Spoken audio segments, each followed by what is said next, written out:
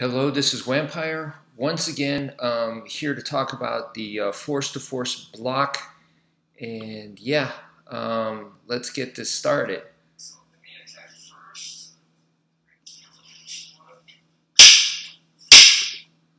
Let me remove the volume there. And yeah, this is the force-to-force block. This first one that we're doing here, as you can see, is the full swing version. This is important that the attacker does like a full swing, because that is one of the ways that the bad guy will attack you, is that they're gonna give you these big haymakers, that kind of thing. People generally tend to want to throw big bombs, and it's just to practice that. You got to make sure you do that. So right here, yeah, doing more full swing type motion.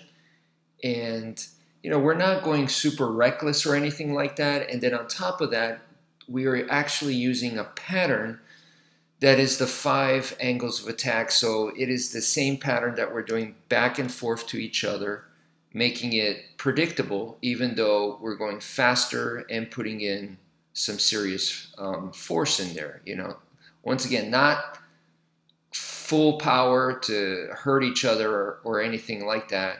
So it is still pretty safe, okay? But yeah, we did definitely up the ante here, right? And, you know, kind of like on the defense there, I was trying to make it to where I'm also trying to imagine that I would be more nervous and stuff like that. So I could have been more relaxed, but right there, Sensei Pedro, he commented that the sticks, that they feel like they're going to start smoking, and that's what happens when you go stick to stick really hard. It starts to smoke because of the such forces applied. It heats up. The rattan is the material. But anyway, in this one right here, we're still kind of going the full swing, but we said to each other, hey, let's do 3 attacks each. Like, you do 3 attacks, then I'll do 3 attacks, then you do 3 attacks. So it's 3, 3, but it's any 3. So instead of doing the 5 angles of attack, and then we switch 5 angles of attack, and then we switch 5 angles of attack where we know exactly the pattern, this one we don't know. So as you can see, we've slowed down quite a bit, removed the power quite a bit, and just getting, you know, used to in practice with the randomness, which it really throws you off. And one of the things that we talked about behind the scenes was the diagonal movement. The diagonal strikes can really throw you off, but then what can throw you off even more is the diagonal from the bottom, the low diagonal attacks. That's even worse. And yeah, you know, that it's not just with us. I've noticed with my students, a lot of times they say the same thing. They're like, man, it's those bottom diagonal attacks. And so now in the next one, we were doing the speed attack. So we're back to the 5 angles of attack, nice and predictable, you know, just to keep it safe. But now this one is speed attacks. Notice it's not like a follow through. In a recent video that Sensei Pedro and I did, it was almost like a talk, almost like a podcast that we did. In that one, he brought up like doing this kind of training, exactly what we're doing here, but in a confined space. And let me stop that real quick. What was really, really important about that video, that this part right here, this one that you guys just saw, this right here, okay, is this is quicker and faster, just because, I mean, quicker and fast is the same thing. These are short, quick strikes. And this is also important because the bad guy, to me, does 2 types of attacks. One is the full swing haymaker, and then the other one is the fast, quick attacks like this, like it's a jab kind of stuff, right? More like nervous energy kind of attack. Or I mentioned in that podcast style video that this could translate to like a sewing machine type of attack. The sewing machine, of course, is what the Dog Brothers call the prison style shanking attack type of method with the knife. Anyway, once again, when you're doing the force to force block, you need to practice these two types of attacks, which is the full swing and then the short, quick strikes. To me, if you don't do both, if you only do one, then you're missing out. And on YouTube, I've seen people practice similar stuff to the force to force block, but I'm seeing they only do one type. So right here, I like to emphasize you need to do the two, like that. And okay, so this is the quick, short, quick type of strike right there. Boom, boom, boom, boom. And yeah, the next one we go into knife, and you can see Sensei Pedro now has a noodle, and the reason why he has a noodle instead of a stick is because if he had a stick and we were doing this with an actual Escrima stick, my arm would be black and blue. I wouldn't be able to do this. I'd be so hurt. Even with a noodle, kind of hurt. Okay. And like as we're doing it, you can see we're kind of putting like force into it, not fast force or not follow through force, but we're putting weight into it. So it just feels solid. And then from here, you know, it's because the noodle gives, you have to kind of do it like just right. You have to do it better than the stick. And we were noticing some stuff like where on the arm would be better. And so we were just fine-tuning, refining a little bit. And also the same with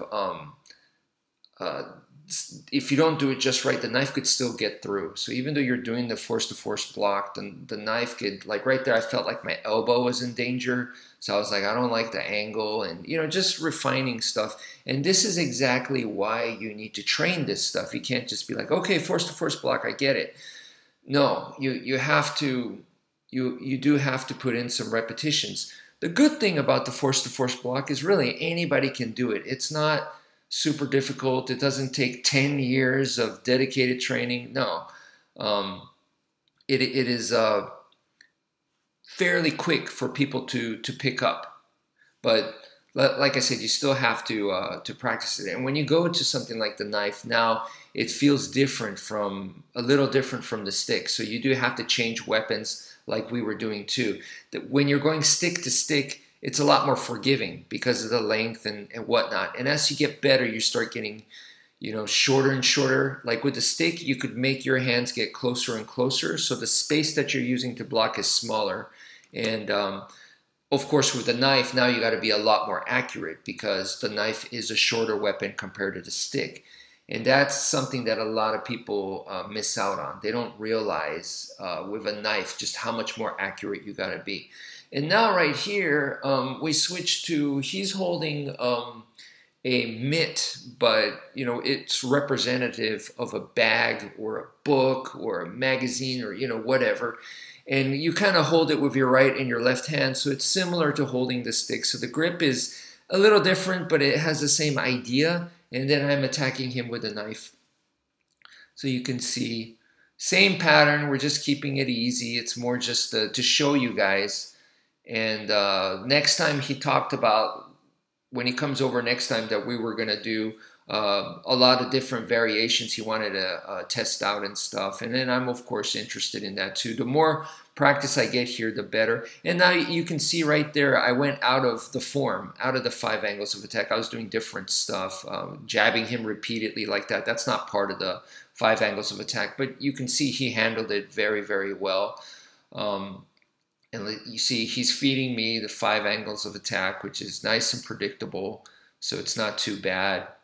You know, just getting used to it, just getting some reps, and now he may change it a little bit, and yeah, boom, boom, boom, boom.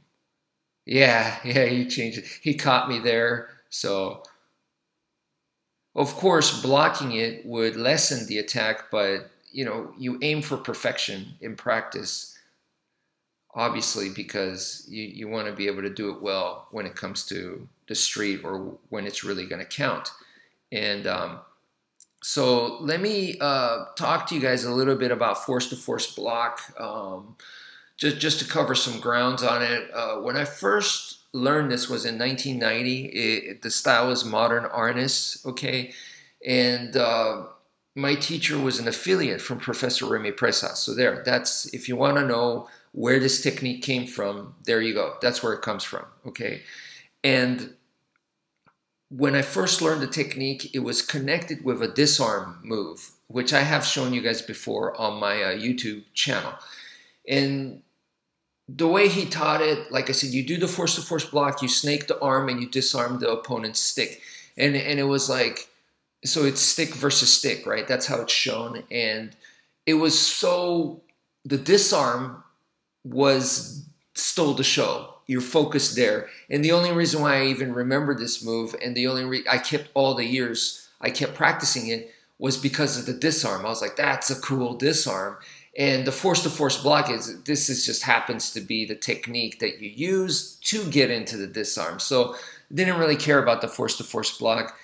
I kind of got that same vibe from my teacher. And also, we never really covered the force-to-force block again. Like, we never used it for anything else, or I don't recall anything in special or in particular. And then over the years, like in college and stuff, I cross-trained, shared info with other people who trained in Kali, Escrima, and Arnis.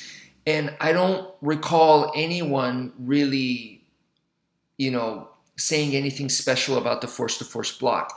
If they had used it before, or they were taught it was taught to them before, they never really, they're like, yeah, I've seen it before. And that was about it, And most people, either they didn't know it, or it just, nobody cared about this technique. It just wasn't that special, right? And anyway, so that was in the 90s. And when when I was going to open my school, right?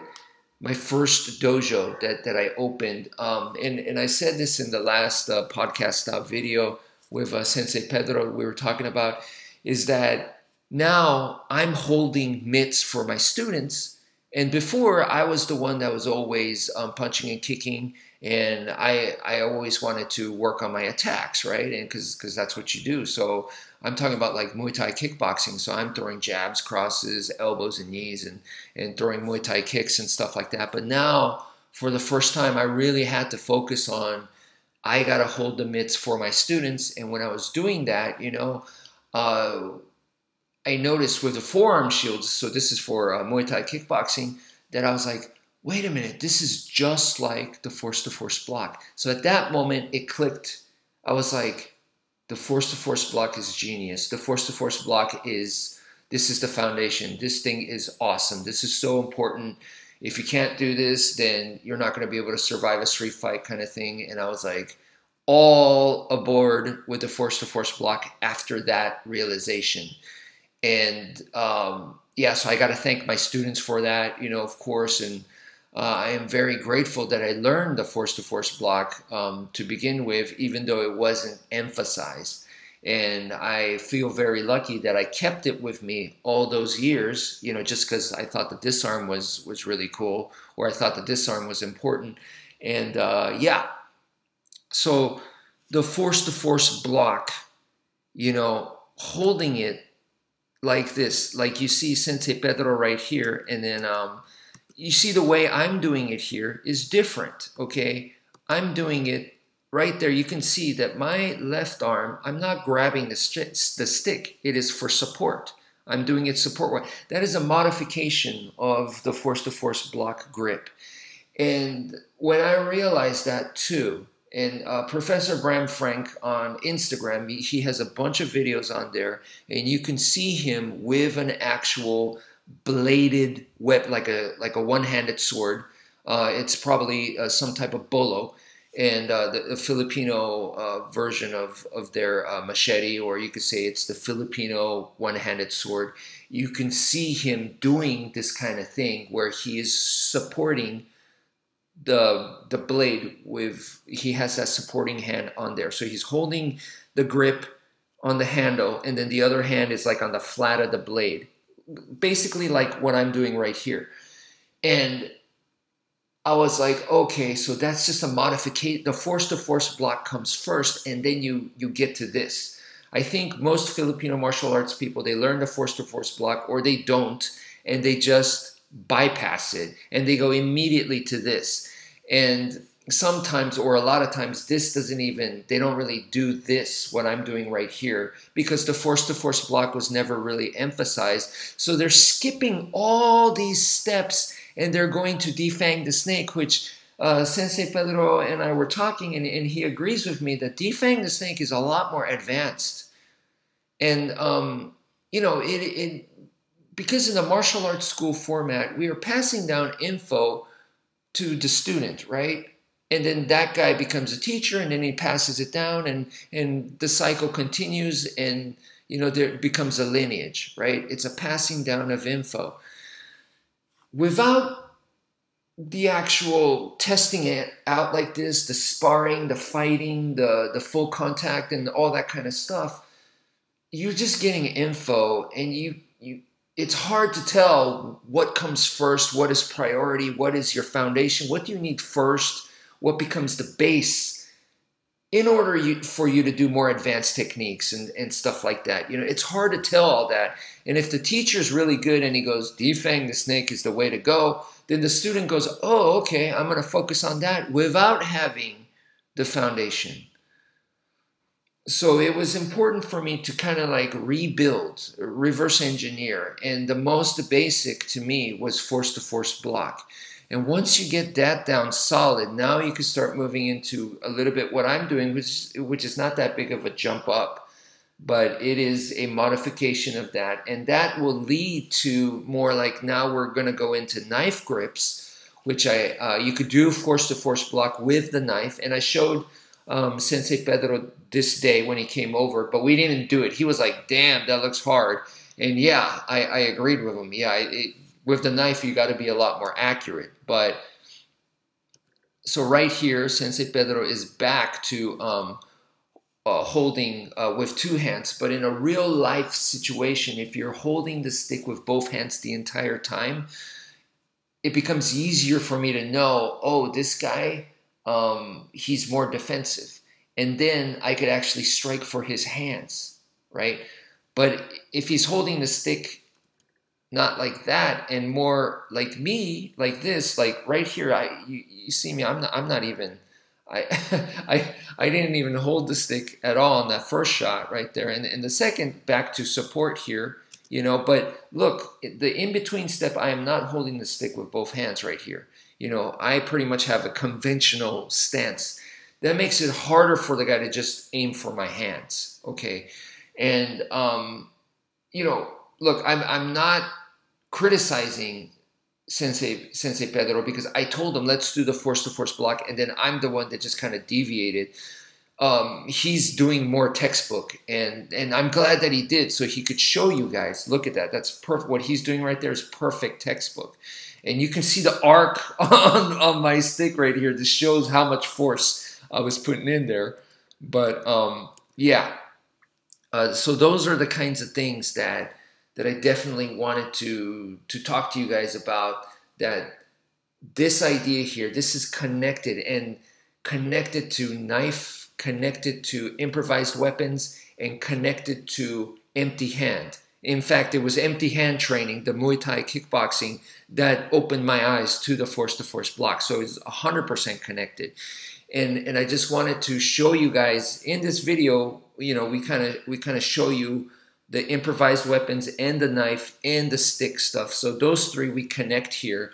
And I wish we could have shown you the empty hand part. There's still a lot of stuff here that we didn't show, and I'm trying to mention to you as much as possible, and not just say like we didn't show it and you have no idea what I'm talking about. So I'm trying to explain stuff. But yeah, that to me, the force to force block was such a critical eye opener. This is a level below defang the snake in a way that it's more basic. However, in a way it's more advanced because I had to deconstruct defang the snake. I had to deconstruct Filipino martial arts to get to force block and find this DNA, find this something that was more fundamental.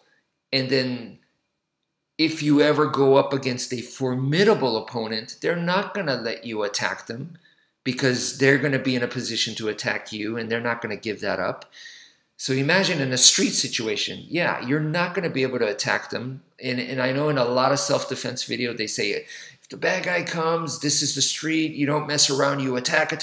They're not going to give you that. They're not, right?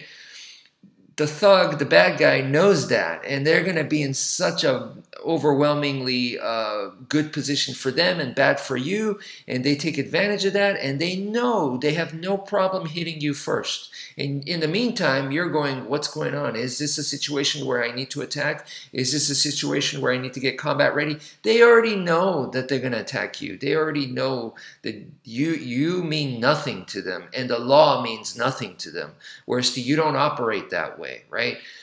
Therefore, for you to switch gears, even you switching gears, even if you go, I can turn into a predator too, it takes time. They don't need to switch gears, you know? The second step you have to understand is now I'm saying you won't even be able to get an attack in. And that's where defang the snake comes in. It is more defensive, but it's still an attack. Well, I'm saying in a street situation like that, it may be hard to even get defang the snake in. So then, against a formidable opponent or a really, really bad situation, then it's really going to come down to force block. So that's why I feel that this is such a realistic and effective. The only problem with it is that it is very, very defensive. Now, it is possible to, like you just saw Mr. Sensei Pedro right there, bang the stick down to block my stab attack, right?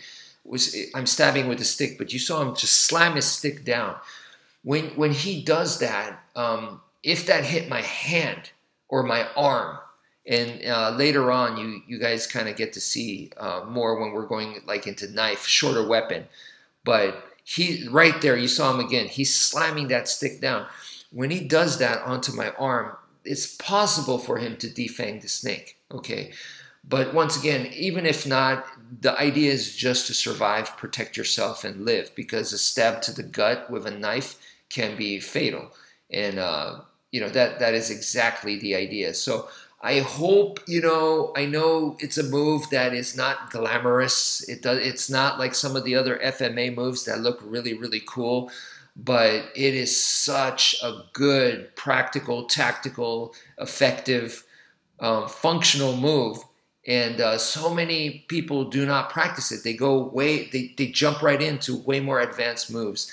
And I feel like if you get this move down, the force-to-force block, it opens the door. It already makes you transform into more and more advanced moves like defang the snake, as you kind of see like with what I'm doing here, where I'm not even really holding two hands on the stick, but it comes from force-to-force block. So anyway, I think I'm starting to ramble. I hope I covered a lot. That's it for now. Thank you for viewing, guys, and take care, folks.